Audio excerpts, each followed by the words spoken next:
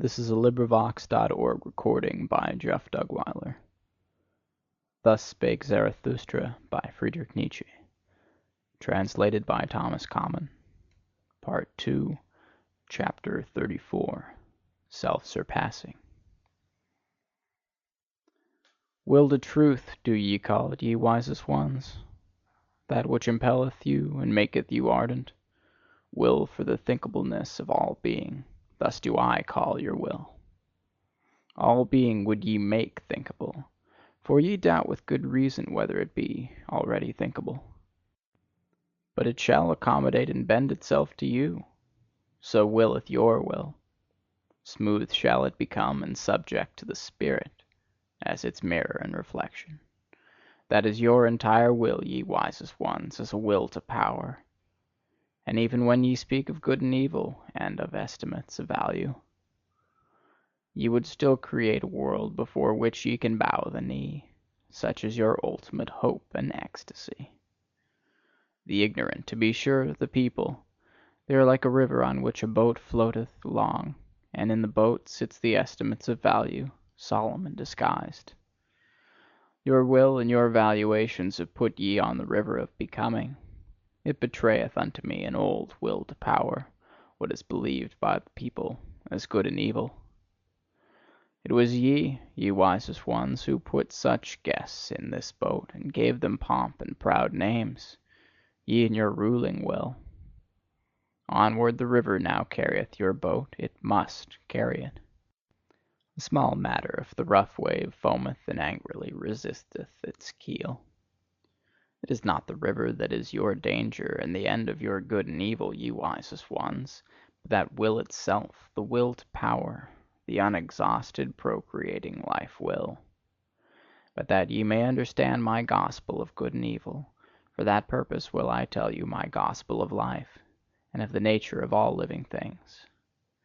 The living thing did I follow. I walked in the broadest and narrowest paths to learn its nature. With a 100-faced mirror did I catch its glance when its mouth was shut, so that its eye might speak unto me. And its eye spake unto me. But wherever I found living things, there heard I also the language of obedience. All living things are obeying things. And this I heard secondly: whatever cannot obey itself is commanded. Such is the nature of living things. This, however, is the third thing which I heard, namely, that commanding is more difficult than obeying. And not only because the commander beareth the burden of all obeyers, and because this burden readily crusheth him. An attempt and a risk seemed all commanding unto me, and whenever it commandeth, the living thing risketh itself thereby. Yea, even when it commandeth itself, then also must it atone for its commanding. Of its own law must it become the judge and avenger and victim. How doth this happen? So did I ask myself. What persuadeth the living thing to obey and command, and even be obedient in commanding? Hearken now unto my word, ye wisest ones.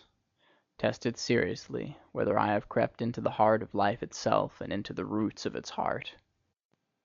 Wherever I found a living thing, there found I will to power, and even in the will of the servant found I the will to be master. That to the stronger the weaker shall serve, thereto persuadeth he his will who would be master over a still weaker one. That delight alone he is unwilling to forego. And as the lesser surrendereth himself to the greater, that he may have delight and power over the least of all, so doth even the greatest surrender himself, and staketh life for the sake of power. It is the surrender of the greatest to run risk and danger, and play dice for death. And where there is sacrifice, and service, and love glances, there also is the will to be master. By byways doth the weaker then slink into the fortress and into the heart of the mightier one, and there stealeth power. And this secret spake Life herself unto me.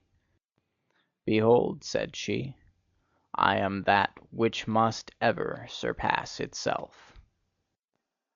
To be sure, ye call it will to procreation, or impulse towards a goal, towards the higher, remoter, and more manifold, but all that is one and the same secret. Rather would I succumb than disown this one thing. And verily, where there is succumbing and leaf falling, lo, there doth life sacrifice itself for power. That I have to be, struggle, and becoming, and purpose, and cross-purpose. Ah, he who divineth my will divineth well also on what crooked paths it hath to tread. Whatever I create, and however much I love it, soon must I be adverse to it, and to my love. So willeth my will. And even thou, discerning one, art only a path and footstep of my will. Verily, my will to power walketh even in the feet of thy will to truth.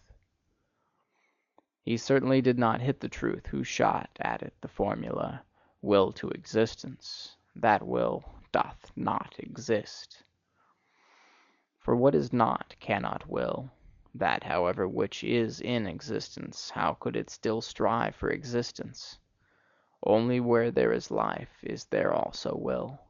Not, however, will to life, but, so teach I thee, will to power.